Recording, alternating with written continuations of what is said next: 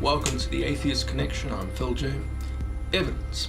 That thing we use to be convinced of something, be it weak or strong. We all have some standards of evidence that we use in our day-to-day life that either convinces us or not.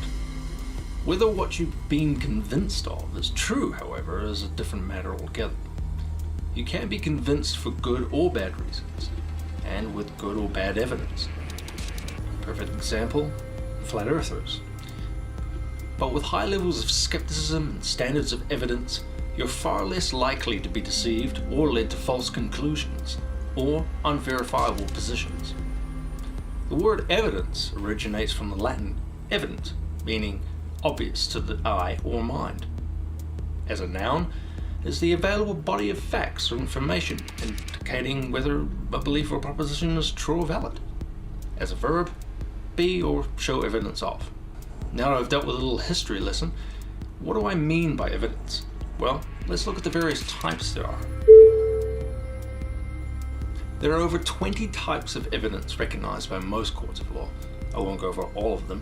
Instead, I'll focus on those that pertain to religious and theistic claims that tend to come up time and time again. So let's start alphabetically with analogical.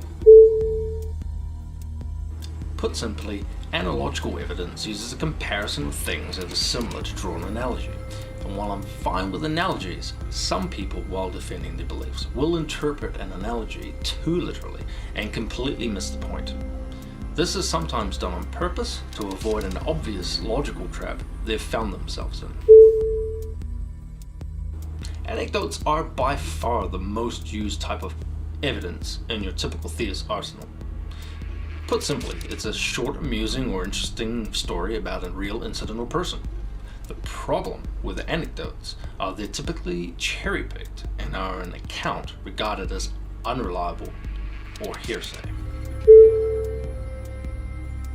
Character evidence is used to help prove that someone acted in a particular way based on that person's character. And a lot of the time, theists tend to know their God's character very well. How they know this, however, is a point of contention, as some will point to the religious text, a feeling, or they just have faith, or all of the above. It's so inconsistent and subjective, but then that's probably why there's so many religions and denominations around the world. Circumstantial evidence, also known as indirect evidence, is the type of evidence used to infer something based on a series of separate facts from the fact the argument is trying to prove. E.g., a creationist claims complexity equals creator. This claim by creationists is asinine, but I'll cover creationism in another video. And no, cumulative circumstantial evidence is not incredibly convincing. It doesn't matter how many zeros you add up, you don't get a 1. Documentary. Written forms of evidence like wills or letters, or in theists' case, scriptures and religious texts. Often when I hold theists' feet to the fire regarding the question, why do you believe? I get past the anecdotes and feelings to because Bible or because Quran, etc. Once you show them their religious dogma is immoral, nonsensical drivel, you'll no doubt end up at the you just have to have faith stage. And I'll definitely be addressing that in an upcoming video. Hearsay. Similar to anecdotal evidence, hearsay is statements made by people who aren't present. Such and such said she saw this. Essentially, it's trying to validate something with something else you can't verify. My mother had a near-death experience and saw Jesus. I have it on good authority from someone who knows the family of Christopher Hitchens that he had a deathbed conversion. You know, crap like that. Physical. This is the one where theists always fall short, be it ghosts, spirits, souls, revelations, demons, angels, gods, talking with the dead, and afterlives. There's absolutely zero evidence for any of it.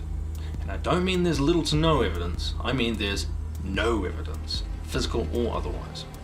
There's just a belief, a hope.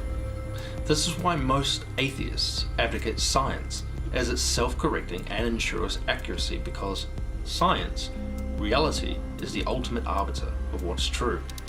Whether you hope it or not, whether you like it or not, whether you believe it or not. Prima facie just means on its first appearance.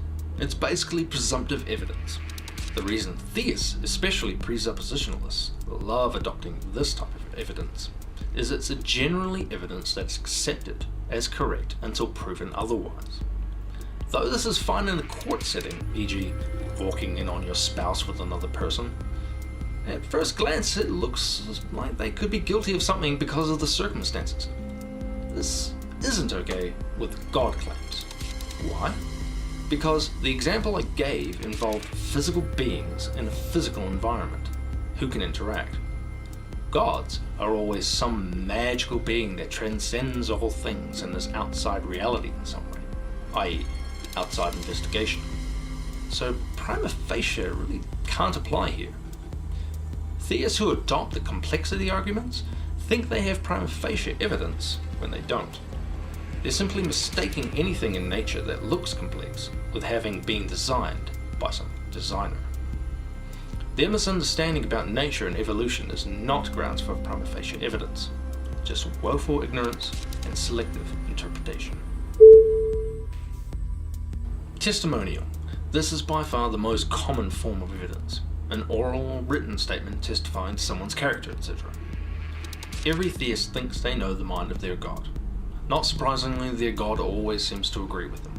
In fact, one of the reasons theists get upset when challenging their God is because it's challenging them in what they believe.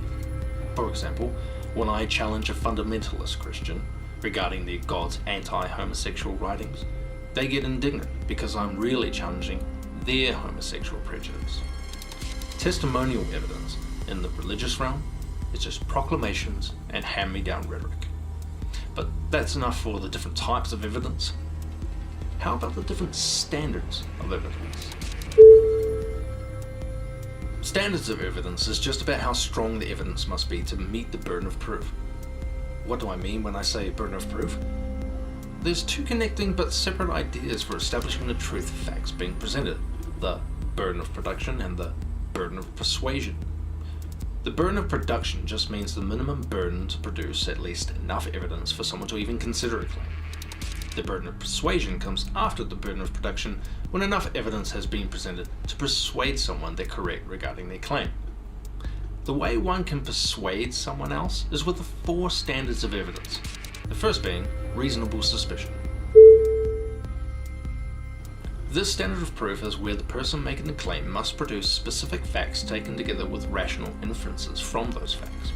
The key word here being rational inferences. If someone's claim or argument is flawed or not logically consistent, then they're either being irrational or haven't spotted the error in their thinking/argument. Preponderance of the evidence. Put simply, think of this as the tipping scales where you have more evidence to back up your claim than evidence against it.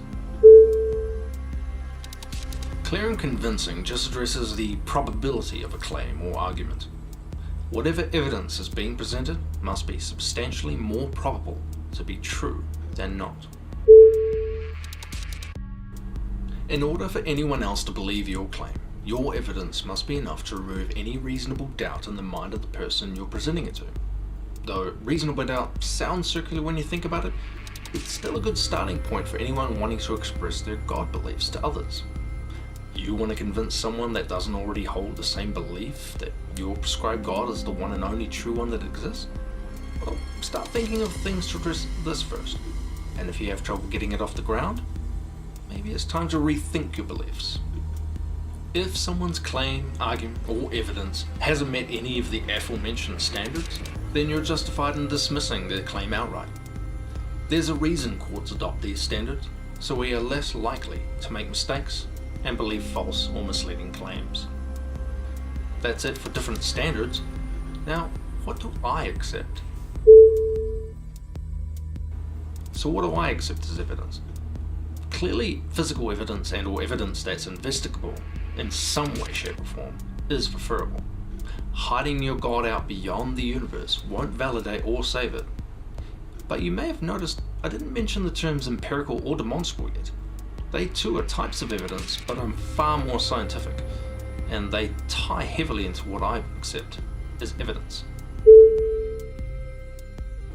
empirical, from the Greek empirikos, meaning experience. Empirical evidence is the information received by means of the senses, particularly by observation and documentation of patterns and behavior through experimentation. Empirical addresses the experimentation of a claim or thing, but not the logical side. This in conjunction with demonstrable, and you have very solid grounds to discover what's true versus untrue, or likely versus unlikely, as it helps reinforce your critical thinking regardless how strong or weak your thinking might be, or how strong or weak the claim being presented might be. And demonstrable from the Latin demonstrare, meaning point out. All it means is that something is clearly apparent and or capable of being proven logically. Empirical and demonstrable are both terms you'll hear when engaging someone who understands science and the scientific method. Not surprisingly, they're rarely used when theists present their God and or religious beliefs. And clearly, I advocate for science, being that it's one of, if not the most consistently reliable method of determining the truth about reality, reality being the ultimate arbiter of what's true. Funnily enough, all supernatural claims that could be investigated scientifically all showed to have a purely natural cause, and all those that can't be investigated are typically so far-fetched they don't warrant belief anyhow. That's the reasonable doubt I mentioned earlier. We should always withhold our beliefs until they're justified by empirical and demonstrable evidence. No evidence equals no belief. And if you have any evidence but the standards of that evidence can't hold up, then don't be surprised when someone exercising sound critical thinking skills isn't convinced. This is why I have a very tough time accepting anything someone says when they claim it's supernatural, but I'll be addressing the supernatural label on its own in an upcoming video. And finally, no, I don't accept your religious text, much as any one theist won't accept another religion's over theirs. So don't tell me to read the Bible, etc., as it's akin to your religious competitor telling you to read their religious text and that you'll just get it then. Surely your evidence is better than that, right? But that's enough for defining evidence, and don't take my word for it. Go out and find out for yourselves. If true, your beliefs have nothing to fear from scrutiny.